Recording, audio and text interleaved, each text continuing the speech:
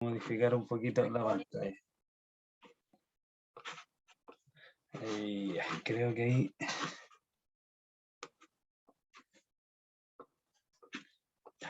Bien, hermanos, paz del Señor. Continuamos acá el servicio con el mensaje que el Señor hoy día nos tiene preparado. Seguimos la lectura, hermanos, del Evangelio según San Marcos. Recordarle que estamos estudiando la vida de Cristo desde la perspectiva, desde la óptica del Evangelio según San Marcos. Ya hemos visto, hemos tenido varios sermones, han estado muy interesantes, ya que nos hemos dado el tiempo de poder hablar más al detalle y ahondar más en cada porción de este Evangelio. Es por eso que recién vamos en el capítulo 3 y nos quedan muchos capítulos más, así que vamos a ir obteniendo mucha riqueza de estos pasajes. Quiero que le demos lectura el día de hoy a Marcos, capítulo 3, desde el versículo 7 al 12. Ahí lo puede buscar, voy a dar unos segundos para que lo busque en su Biblia. Marcos, capítulo 3, del versículo 7 al 12.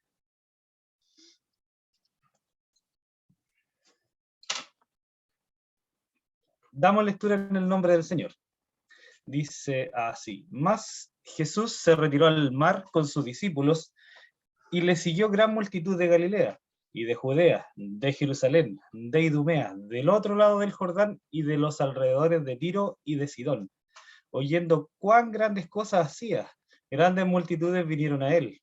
Y Jesús dijo a sus discípulos que le tuviesen siempre lista la barca a causa del gentío, para que no le oprimiesen, porque había sanado a muchos, de manera que por tocarle, cuantos tenían plagas caían sobre él. Y los espíritus inmundos, al verle, se postraban delante de él y daban voces diciendo: Tú eres el Hijo de Dios. Mas él les reprendía mucho para que no les descubriese. Oremos.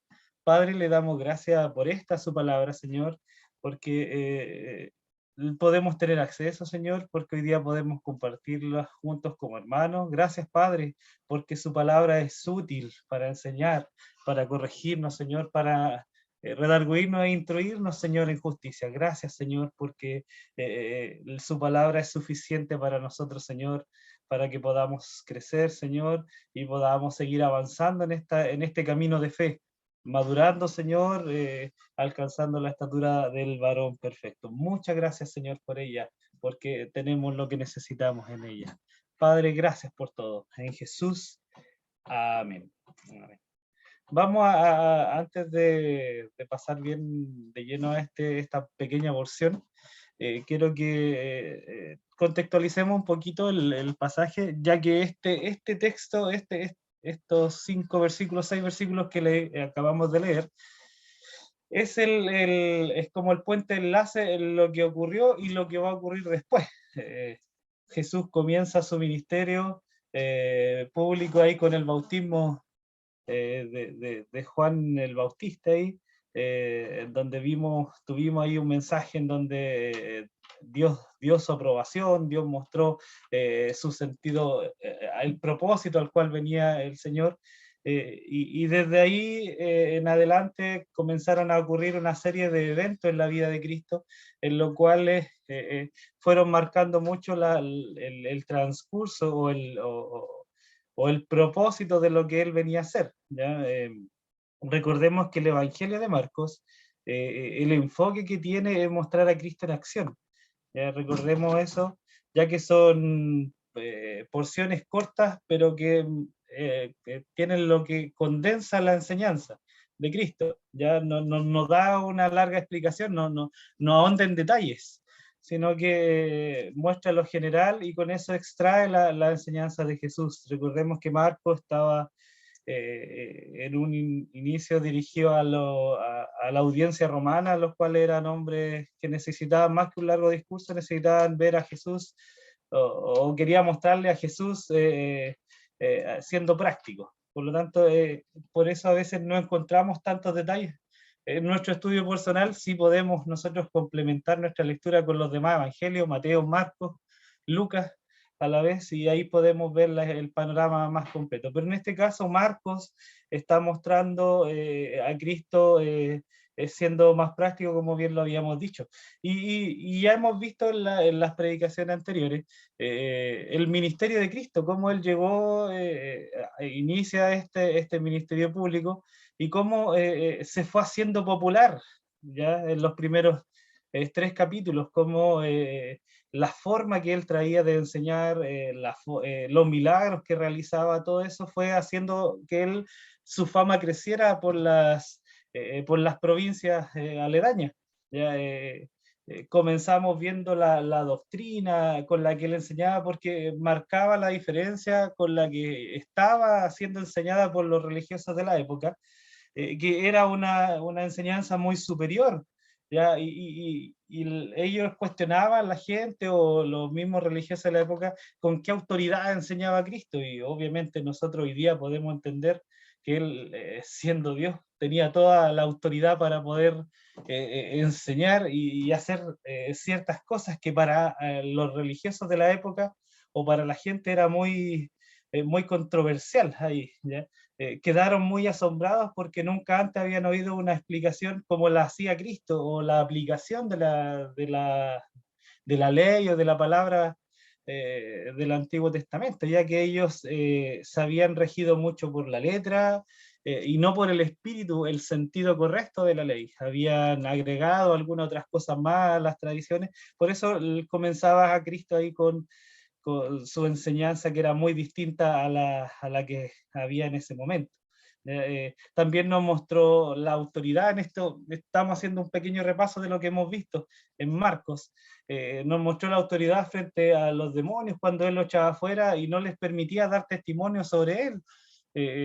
Ahí vemos plenamente a Jesús usando su soberanía, su omnipotencia, porque los demonios se le sometían y se le someten por ser el Dios. Y es más, le ordenaba de que no dieran el testimonio, porque ellos, cuando tenían un encuentro con Jesús, reconocían inmediatamente quién era. Pero para que no adelantar ningún paso o ningún proceso del cual Cristo tenía que cumplir, él le ordenaba de que guardaran silencio. En su relación con el sacerdocio, vimos que Jesús estaba sujeto a la ley. Mandó a los leprosos a que cumplieran los rituales establecidos por Moisés. Pero con el paso del tiempo él demostró que él era el sacerdote por excelencia, ¿ya?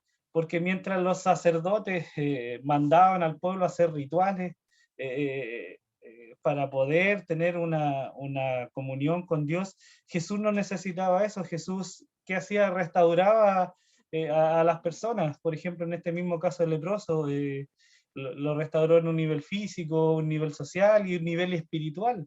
A diferencia de los sacerdotes de la época que mandaban, que tenían que hacer rituales, pero Jesús lo hacía de una forma muy distinta, llegaba al corazón de las personas.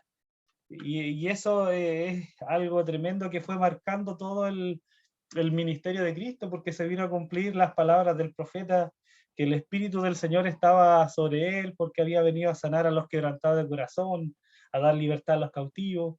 Y el ministerio que fue él desarrollando durante su estancia en la tierra fue algo tremendo, pero también fue algo que dio un duro golpe en la religiosidad de la época, ¿ya? En su relación con el perdón de pecados, los sacerdotes tenían que ofrecer continuamente sacrificios, eh, pero en cambio Jesús tenía toda la autoridad y decirle, tus pecados te son perdonados. Vimos ahí en Marcos 2, ahí vimos un ejemplo, pero la autoridad con la cual Jesús tenía de poder perdonar y libertar a la gente de su atadura, o darle libertad espiritual, más que una libertad física, que perfectamente lo hizo y puede hacerlo y seguirá haciéndolo, pero lo que más le interesaba a Jesús, más que lo físico, era dar libertad, paz, tranquilidad al alma, ¿ya?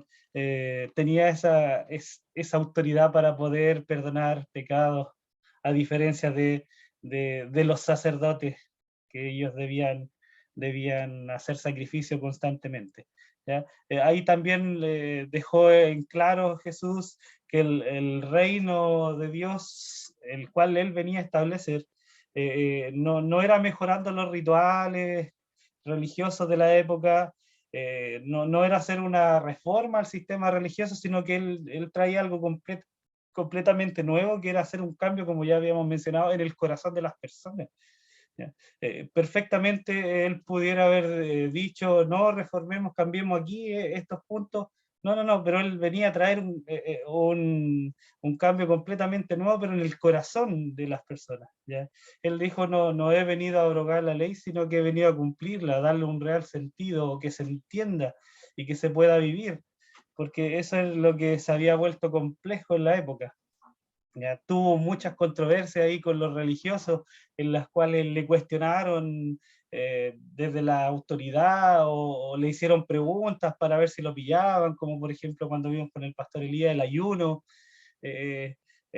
preguntas así, o le cuestionaron porque el día sábado sus discípulos recogieron espigas para comer, y así fueron dándose muchas situaciones en las cuales Jesús fue creciendo en fama, fue creciendo en popularidad, ¿ya?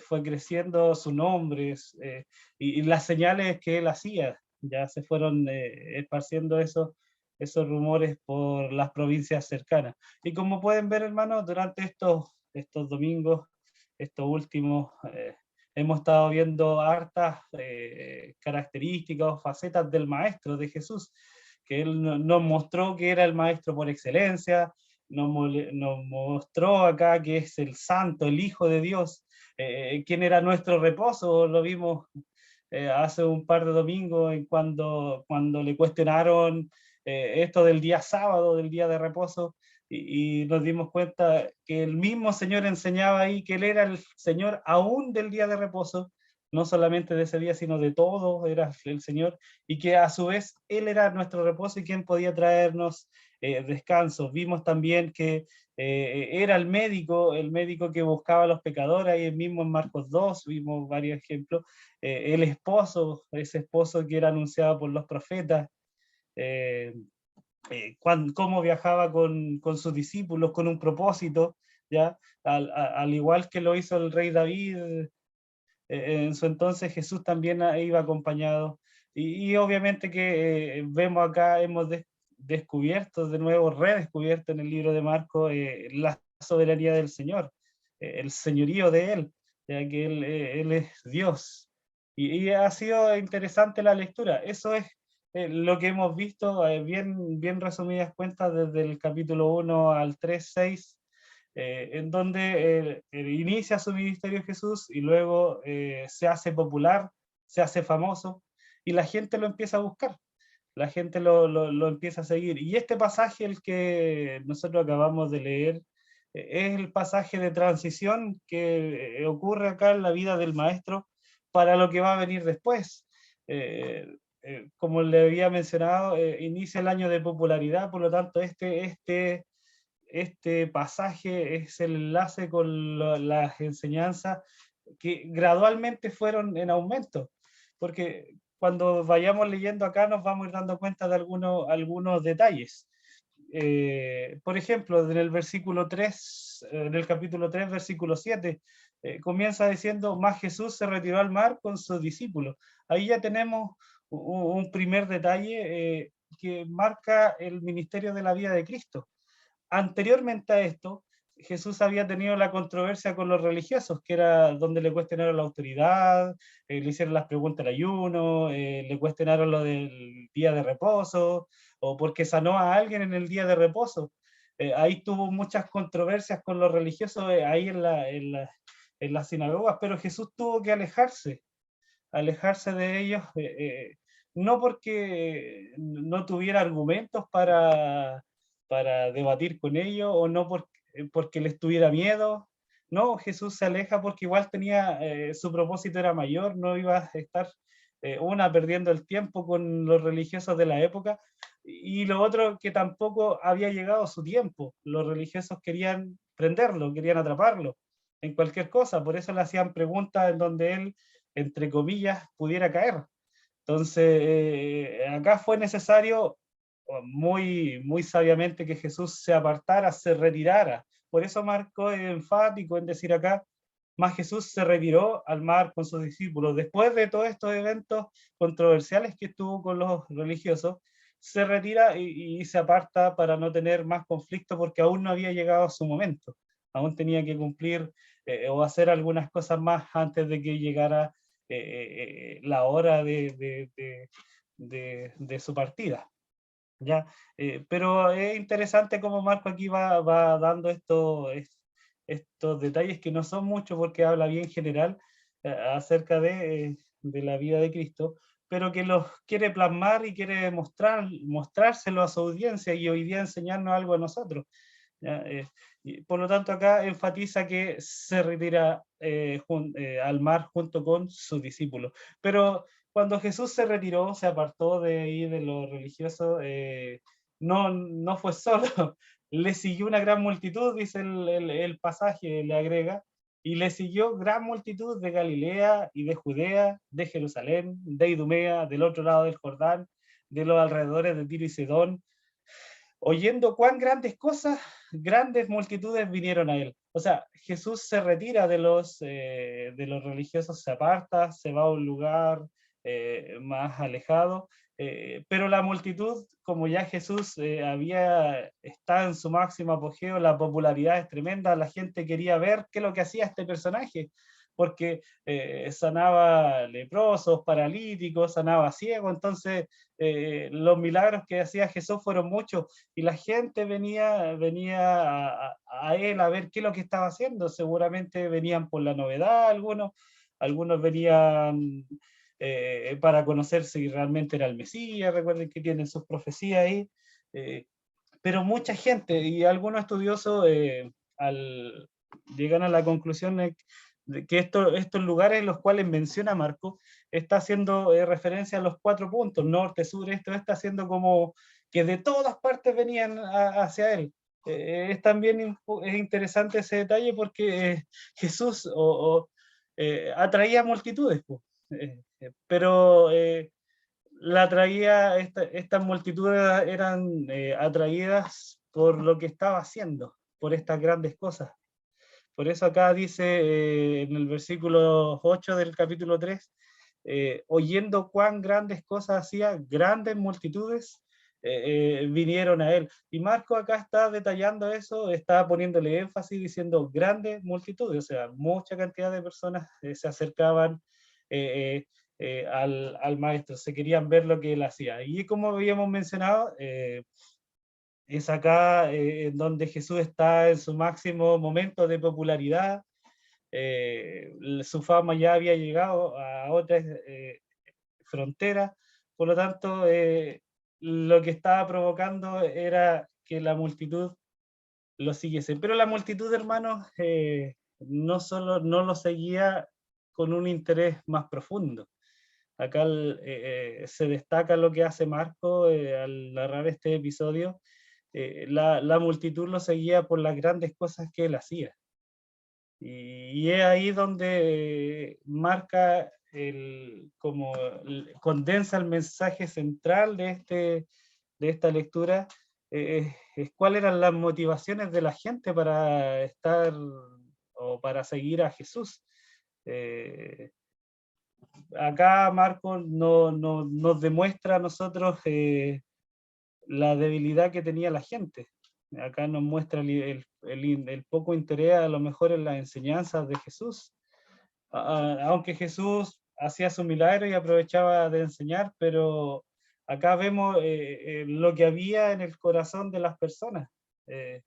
Imagínense, Jesús atraía multitudes, no me imagino cuántas personas, deberían ser miles, y nosotros hoy día vemos en la actualidad que reunir a lo mejor un número de gente tan grande no es difícil. Imagínense los conciertos que hay, estos artistas que vienen del extranjero, ¿cuántas van a reunir? 100.000 personas, lo hacen prácticamente rápido, pero más que la cantidad de gente, es la calidad. ¿En qué sentido voy?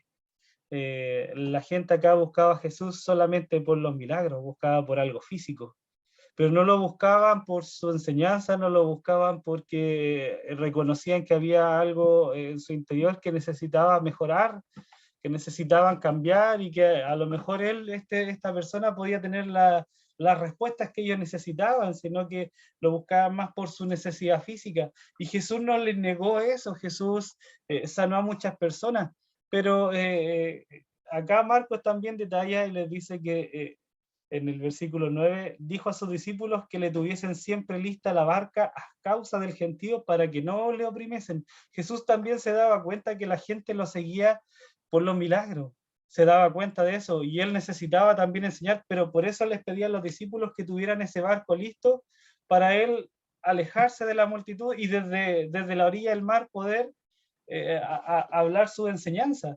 Eh, pero aún así Jesús no le negó no le negó los milagros, porque en el versículo 10 dice, porque había sanado a muchos, de manera que por tocarles cuantos tenían plagas, caía, por, por tocarle cuantos tenían plagas, caían sobre él.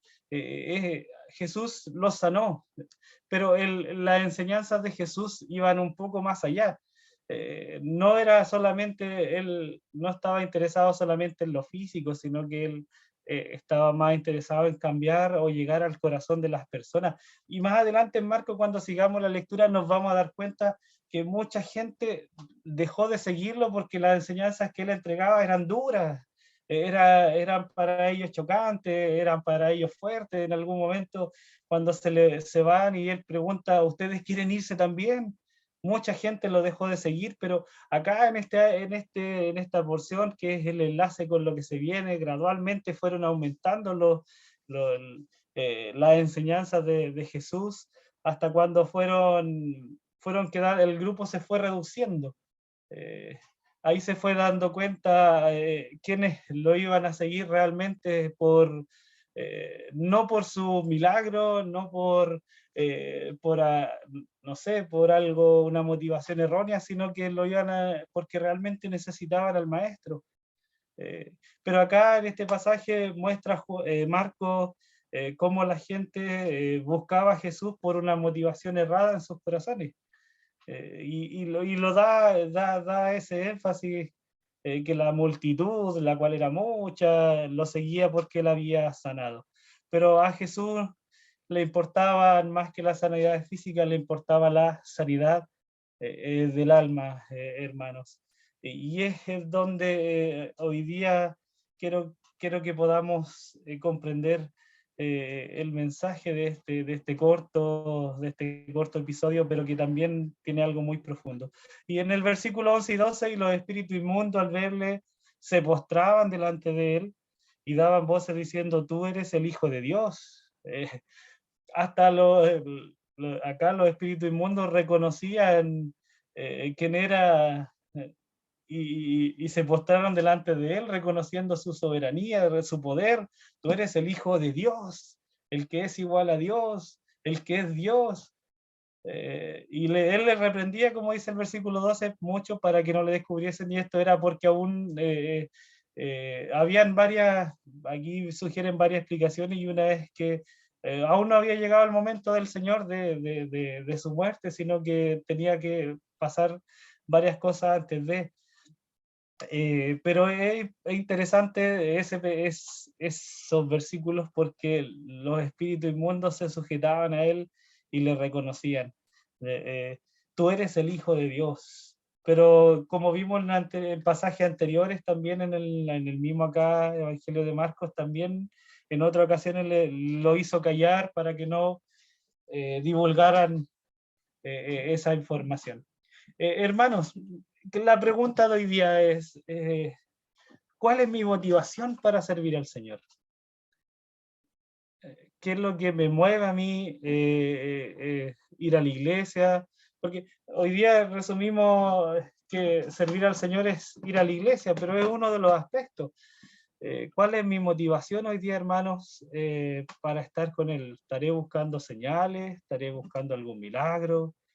¿O estaré buscando a lo mejor un mensaje de estos que son llamativos, no sé, pues, cuando se ofrece algún estudio, vamos a hablar de escatología, se llena la iglesia, muchas personas, porque esos son mensajes que a la gente les gusta oír, pero cuando viene un mensaje que es más, es básico, esencial, me refiero, más de fundamento, eh, no se acercan las personas, sino que miran de lejos. ¿En qué nivel estamos nosotros, hermanos? ¿Cuál es mi motivación hoy día para servir al Señor? Y lo pregunto porque, bueno, el año inició en enero, pero nosotros como iglesia generalmente comenzamos de marzo, a mediados de marzo, con más fuerza. Y la pregunta el día de hoy es, ¿cuál va a ser mi motivación este año para servir al Señor? Eh, a- o a lo mejor, es que no tengo más que hacer, o voy por compromiso, o porque tengo que ir, por el que dirán, si falto van a pensar, hoy está faltando el hermanito. Eh, ¿Cuál es en qué nivel estamos, hermanos? ¿Somos parte de la multitud que acá menciona Marcos, que seguía a Jesús solamente porque él podía sanar algo físico? eh, o somos parte del grupo más reducido que más adelante Jesús lo menciona? ¿En qué etapa estamos, hermano? ¿Cuál es mi motivación hoy día para servir al Señor? ¿Qué es lo que me mueve hoy día a mí? ¿Qué he comprendido yo hoy día de su evangelio? ¿O cuál ha sido mi visión de Dios? ¿Un Dios solamente que tengo para mis beneficios cuando yo quiero? ¿Que lo utilizo solamente a mi antojo? ¿O cuál es mi visión de Dios? Eh, que reconozco que es el Dios soberano y que le debo todo y que le sirvo por gratitud, y todo lo que hago lo hago en agradecimiento a lo tremendo que hace, está haciendo y que seguramente seguirá haciendo, o solamente voy por cumplir, o solamente estoy por compromiso. Hermano, eso es una de las preguntas que nosotros debemos hacernos este año. ¿Cuál es mi motivación para servir al Señor?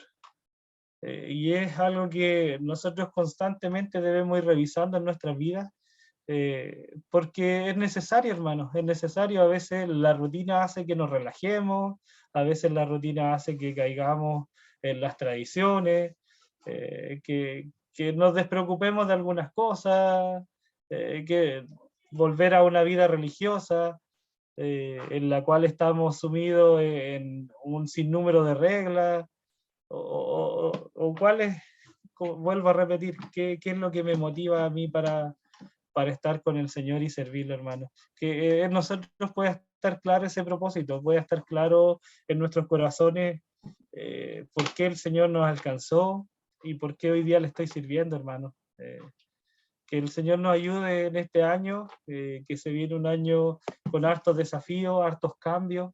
El Señor nos ayude a poder llevar su evangelio a las demás personas, que el Señor nos ayude como iglesia a poder glorificarlo y que Él sea glorificado, porque al final el fin de la iglesia es entregarle la gloria al Señor, nada es para la gloria nuestra.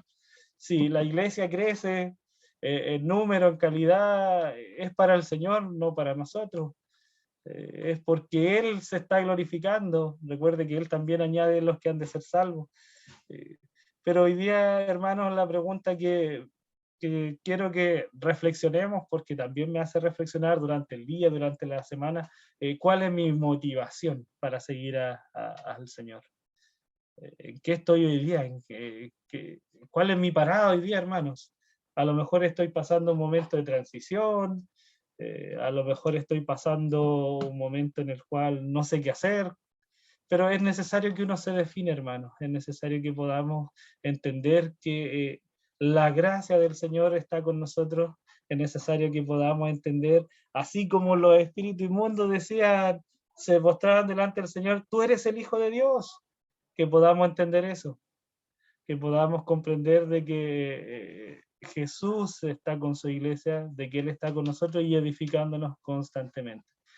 delante se pedía las oraciones por varias cosas y meditaba en eso. Jesús nunca nos va a dejar, Jesús siempre va a estar con nosotros a pesar de los momentos difíciles, a pesar de los cambios que puedan venir, que hubieron, que puedan venir, a pesar a veces de que van a haber cosas que no van a resultar como nosotros queremos.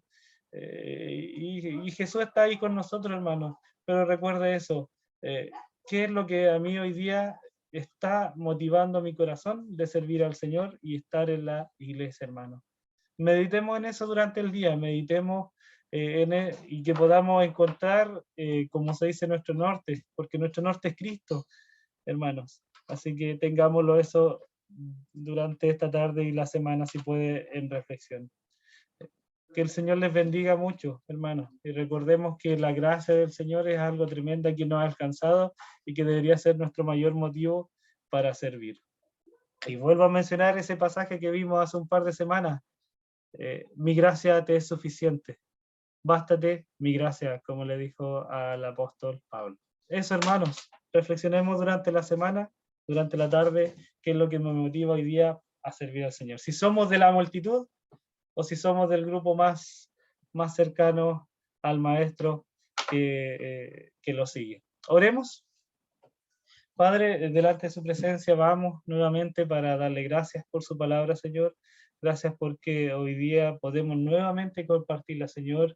Y usted nos plantea una pregunta, Señor, una interrogante. ¿Cuál es mi motivación para servirlo, Señor? Ayúdenos, Padre, a poder tener seguridad, certeza, Señor, en que nosotros lo seguimos, Señor, por gratitud, Padre.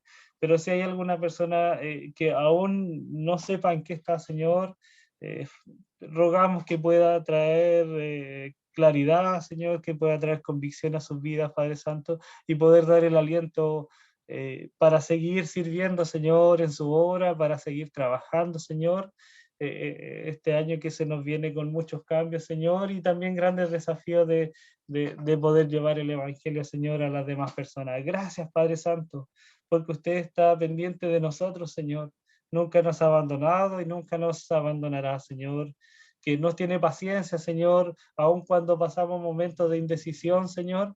Usted está ahí, Padre Santo, con nosotros siempre. Nunca nos ha rechazado, nunca nos ha dejado, Señor, sino que está ahí, estará con nosotros. Gracias por todo, Señor. Bendíganos, Señor. Bendiga nuestra vida, nuestra iglesia, Señor. Que podamos llevar su palabra, Señor, a las demás personas y que te puedan conocer. Gracias, Señor. Gracias por todo. En el nombre de Jesús. Amén.